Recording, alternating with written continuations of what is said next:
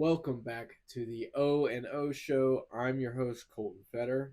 No, it is not an April Fool's joke. This is the second edition, the second episode of the O and O show, and we have a good one in store for you. On deck today, we have weekly news. We have a new head coach profile. You might have already guessed it from the thumbnail. We've got a returning segment, the Superlative Series, and playoff sleepers. We'll get more into what that means when we get to that segment. First, we're going to talk about the weekly news. Where in the world is Kadyn Proctor? If you haven't followed it, Kadyn Proctor last year committed to Iowa and then decommitted and went to Alabama. Started at Alabama last year as a true freshman, and then in December he transfers from Alabama, commits to Iowa, and he is now decommitted from Iowa, hopped back in the transfer portal after just a few days of spring practice, and he's now headed back to Alabama with Kalen DeBoer. Now, Proctor is a great player. He started every game for Alabama last year. You have to be pretty good in order to do that, but the fans do have a few issues with him jumping around from team to team.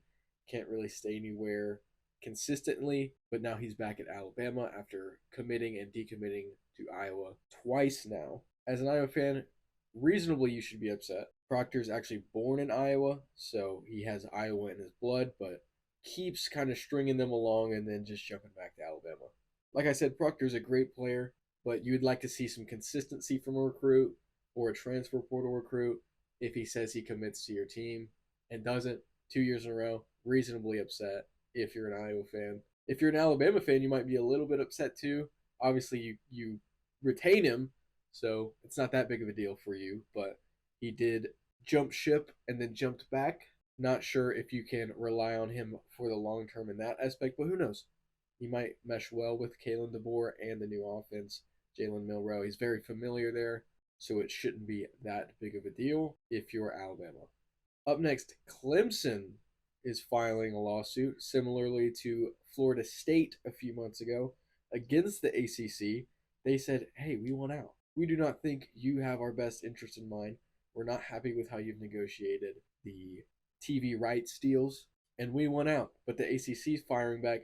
They're going to require $140 million from both of those schools if they want to leave. Now, the lawsuit specifically is pertaining to if they even need to pay that $140 million, or if they need to pay a fraction of that, or if they don't even need to pay it at all. The exact words in the lawsuit are that the language found in the grant of rights agreements are plain, and that Clemson believes that the agreement says that if Clemson is no longer in the ACC, I assume the same as for Florida State, that they hold their own media rights and that the ACC cannot force them to pay that money. We'll potentially see the outcome of that probably no time soon. Lawsuits usually take a very long time to settle, but if it's granted in the next couple of years, Clemson and Florida State could leave the ACC. Where would they go? I assume SEC or Big Ten, one of the big two. That seems to be the trend where everything is going. It isn't set in stone. There haven't been any leaks, any talks of Clemson or Florida State in communication with the SEC. We will have to see then, but as for now, Clemson has filed their lawsuit, joining Florida State, two superpowers joining forces against the evil ACC. You kind of have to feel bad for the ACC. I'm not sure they did anything wrong. They just kind of got the short end of the stick in terms of media rights and the national television market. It doesn't look great for the ACC right now. We'll see if they end up having to disband like the Pac-12 and what will come from that. Next, we have our head coach profile for this week. And if you saw the thumbnail, you know who it is. It is Kalen DeBoer for Alabama, new Alabama head coach, formerly of Washington and Fresno State. He is 38-9 as a Division I FBS head coach. That is amazing, especially when you think about where he came from and the situations he took over. Fresno State wasn't bad, but he was very good with them. And most recently, Washington takes over 2 years ago, and they're a Pac-12 favorite a couple years ago. Or actually, they weren't a favorite preseason, but they were in the running for the Pac-12 in his first year. And in his second year, they made it to the national championship. How much better does it get than that if you're Alabama? He won 3 NAIA national championships at Sioux Falls. That was a while ago, but still, it shows that if you look at Kalen DeBoer at a molecular level, he has winning in his DNA. He's also developed NFL QBs in Jake Hayner at Fresno State and Michael Penix Jr., who is not technically an NFL quarterback yet, but will most likely get drafted in either day one or day two of the NFL draft. Probably day one, if I had to assume. He doesn't have the most Division One FBS experience out there, but for what it's worth, what he's done, what we have seen, he's probably the best possible option if you're not going to go out and poach a previously national championship winning head coach like Dabo, Harbaugh, guys like that. The big question mark for Kalen DeBoer is, will he be able to recruit at a high level? According to 24/7 Sports in 2022 at Washington, he reeled in the 59th ranked class nationally. In 2023, that jumped up 30 spots to the 29th ranked class nationally. And in 2024, before he left Washington, they again had the 29th ranked national class. Now, if you're an Alabama fan, you can look at these numbers and say, oh, we don't like that. 29th, 59th, in the 50s and in the 30s and the 20s. We're used to top 5 classes every year. That is just unacceptable. But let me reassure you, it is much harder to recruit at Washington, which is all the way on one side of the coast and isn't necessarily the most well known recently for its successful development of players, at least as much so as Alabama. When you get a guy like Kalen DeBoer who hasn't been able to recruit, but still been able to develop players into NFL talent like he has done the past few years, you can expect those recruiting numbers to go up because not only are the resources better at Alabama, but even with worse quote unquote resources at Washington, he still was able to develop at an NFL level. All things considered, home run hire for Alabama. Nick Saban retires, they bring in DeBoer, and it doesn't get much better than that if you're an Alabama fan in this scenario where Saban retires unexpectedly. Up next, we have the return of the Superlative Series. Last week, it was the most likely teams to improve in 2024. And wouldn't you know, this week, the teams that are most likely to regress in 2024. If you're looking at the screen, you see the 3 teams. Those are our teams. And let me go into the first one, the Oklahoma Sooners. They had a great year in 2023. They went 10-3 and finished 15th in the AP poll last season. For Oklahoma standards, not the greatest year ever, but comparatively to the last few years before Brent Venables and the first year of Brent Venables, that is a great year. They showed a lot of progression. Now, why do I think they're going to regress in 24? Well, it's pretty simple. They lose Dylan Gabriel to Oregon. He's been their starter the past 2 years, I believe, and they lost star offensive lineman Caden Green. He transfers to Missouri. Those are 2 huge transfers. And while they have been able to replace those guys, it's hard to expect the same kind of production from those newer guys. You have Jackson Arnold, who is a very promising young quarterback. He could be a Heisman candidate in the future. I don't believe he will be this year. I could be wrong. Usually, a quarterback needs about a year to get entrenched in the system, learn everything, get familiar with the team, and then they can take that massive leap if they have that potential. Jackson Arnold played in the bowl game for Oklahoma last year and was decent. He had a few too many turnovers than you'd like to see if you're Brent Venables at Oklahoma, but still promising, still a great arm, just needs to do better on the turnover side. On top of players leaving, you have Jeff Lebby, the offensive coordinator, leaving for Mississippi State. And you have Ted Roof, who was fired as the defensive coordinator, and he ends up at UCF. Replacing those guys is huge because both sides of the ball are going to have to learn somewhat new systems. I am assuming that's not easy, especially when you have a young quarterback. The offense as a whole is still pretty young. The defense, however, should be solid. They retain a lot of people from last season, so that should be their strong suit this upcoming year. And on top of everything, the jump to the SEC will be the biggest test for Brent Venables yet. That, to me, is the biggest factor in the 2024 season for Oklahoma. They aren't as talented from a roster standpoint as Texas, who's also jumping from the Big 12 to the SEC. And if I had to guess, they might get lost in the SEC schedule. The unfamiliarity of it might be too much. I could be wrong, obviously.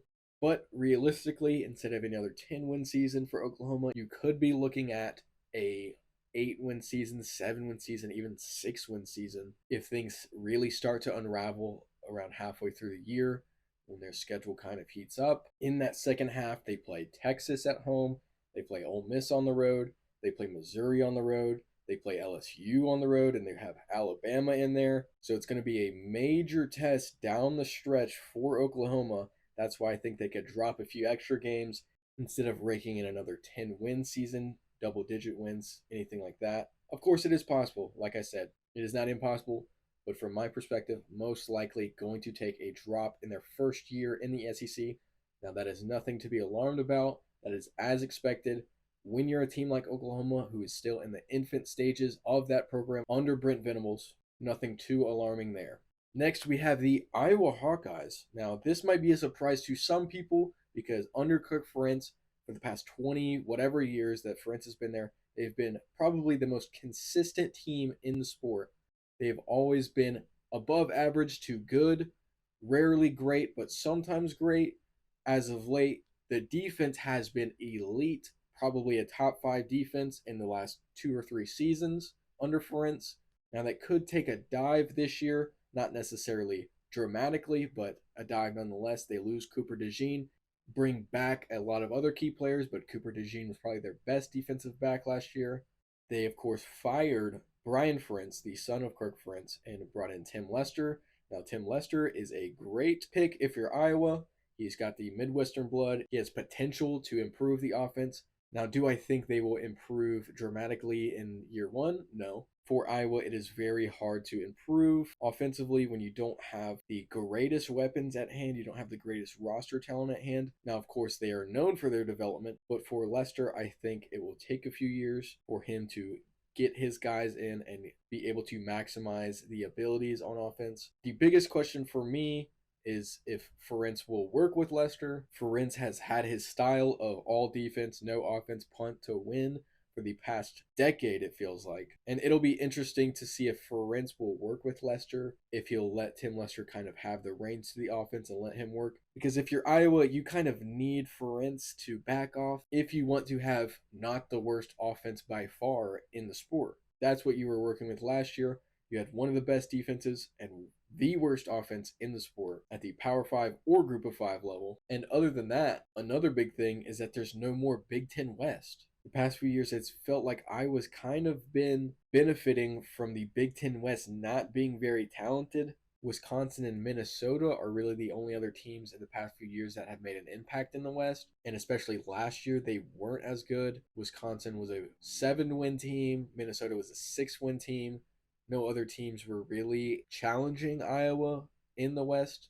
Northwestern was decent, but still had a lot of inexperience to work around. Now, David Braun did a great job there, don't get me wrong. But comparatively to the East, where Michigan had to face Ohio State, Penn State, Maryland, 3 good to elite teams, I would say, it was very easy for Iowa to win 10 games, and they showed that in bigger games, they really weren't a good team overall. I believe the stat was something like they scored 0 total points against ranked opponents. I believe that was Tennessee, Michigan, and Penn State. So it will be very interesting to see if Iowa can scrape together another 10-win season, especially when there is no more Big Ten West to kind of bottom feed off of. Next, we have a very tricky team to predict in 2024, and that is Florida State. Of course, Florida State was a great team last year, undefeated before their bowl game. Controversially got left out of the playoff when Jordan Travis went down. And if you look at the groundwork that Mike Norvell has laid there, it is safe to assume that Florida State will be in the running for the ACC. It's just hard for me to believe that they will be the same caliber team as they were last year when they lose guys like defensive end Jared Verse, Keon Coleman, Johnny Wilson, Trey Benson, and Travis to the NFL. Arguably, probably 4 of their best players in Verse, Coleman, Benson, and Travis. Johnny Wilson was also really good. Now, they do have guys coming in to fill those roles. They have DJ Uyunglele, who will surely keep them afloat at least, but I don't know if a guy like DJU will be able to pick up where Travis left off. DJ is a great player, obviously, but he is not the athlete that Jordan Travis is. Jordan Travis, of course, was in the running for the Heisman before getting injured. Uyunglele more of a game manager at Clemson and Oregon State. Probably the best game manager in the sport. He's not going to lose you games necessarily. And with that, they also have a pretty tough schedule for their standards. They face Georgia Tech in Dublin, Ireland. That feels like an early season trap game, possibly. Now, from a talent perspective, Florida State is much better than Georgia Tech. If you ask me my opinion, Florida State will probably have their way with Georgia Tech, but those international games tend to be more chaotic than regular games. So you have to watch that, and that's only the first week of the season. Your out of conference includes Memphis, who should be a great group of five team this year. Obviously, like Georgia Tech, won't have as talented of a roster as Florida State, but should be a pretty great team overall, especially out of the group of five level. Could represent the group of five in the playoff. You also have Clemson, who could be up this year. They have a lot of returning production. You've got Miami, who could make a big step forward this season. North Carolina, who has been pretty decent under Mac Brown the past couple years. And then you have to go to Notre Dame. That middle of the season could be tricky for Florida State. Again, shouldn't be too much to worry about. Like we said with Venables, Norvell will have Florida State in a position to win most of these games. It will just be a matter of if DJ and the defense can hold up the same way that Travis and the defense did last year. But like I said, I believe it will be a down year for Florida State just based on the players that they lose. For our last segment of episode 2 of the O&O show, we are going to be looking at playoff sleepers. Now, what does that mean?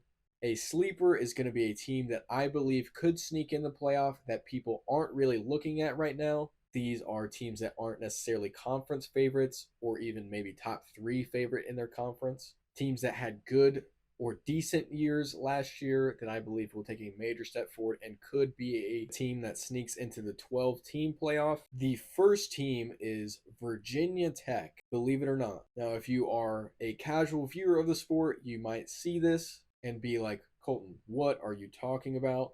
Virginia Tech barely made a bowl game last year.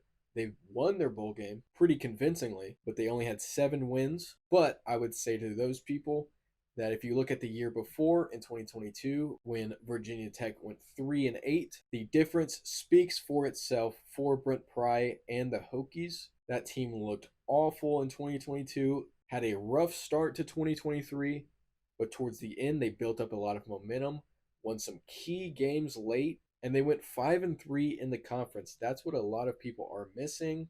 Did pretty good for their standards in the conference, and I believe they're going to carry that momentum into 2024. According to Bill Connolly of ESPN, who released a returning production ranking, Virginia Tech has the most returning production in college football, and that is usually only ever a good thing when you have, I believe it's 80% of your roster returning from the previous year. They'll have another year to develop under Pry and his system. Last year, even though they only went 7-6, they were 20th in total defense for the entire year and 58th in total offense. So a pretty decent squad if you look at the metrics, and this is according to NCAA's official stats. And one of the biggest factors for me that I think will launch Virginia Tech into a new tier for next year is their quarterback, Kyron Drones. Drones is a guy who flew way under the radar last year. And that's because there weren't a lot of expectations for Virginia Tech or Drones in general. Drones actually didn't start the first 2 games of the season, but when he came in against Rutgers, he was instantly a difference maker. Only threw for 190 yards, but had a 60% completion percentage, a passing touchdown, and he rushed for 74 yards. So that added a dynamic layer to their offense. From that point on, Drones was able to put together a pretty good season. He showed flashes of what he can do in the Wake Forest game when he threw for over 300 yards and rushed for, again, over 50 yards. and in the bowl game against Tulane when he had a 61% completion percentage, 2 touchdowns, and almost 200 rushing yards. If drones can take another step forward, you are looking at an offense that could sneak into the top 30 or top 25 in the country, especially if they can add a better rushing attack. And on top of all of that, their schedule is super lenient. Your hardest opponents are at Miami versus Clemson and at Syracuse or at Duke. And if you're playing on the level that I think they will, those games aren't guaranteed losses. I believe Clemson could be the closest thing to a guaranteed loss. We'll have to see how Miami shakes out this season. And Duke brought in Manny Diaz. They lost their coach to Texas A&M, so Duke is a wild card. They also play Rutgers in their non-conference at home. That will also be an early test for them. Other than that, in week 1, they play at Vanderbilt versus Marshall, at Old Dominion, at Stanford versus Boston College versus Georgia Tech, at Syracuse, at Duke, and versus Virginia. I believe that there are 9 to 10 wins in that schedule for Virginia Tech if they play at the level that I believe they will. That is, of course, if they don't have injury issues or if something catastrophic doesn't happen before the season. But there's a lot of stuff to keep your eye on if you're a casual viewer or if you're a diehard viewer of the sport and if you're looking at Virginia Tech for next year. Up next, we have Oklahoma State, and you might be thinking, well, Oklahoma State made the Big 12 championship last year. And you're right, but the team overall wasn't very good.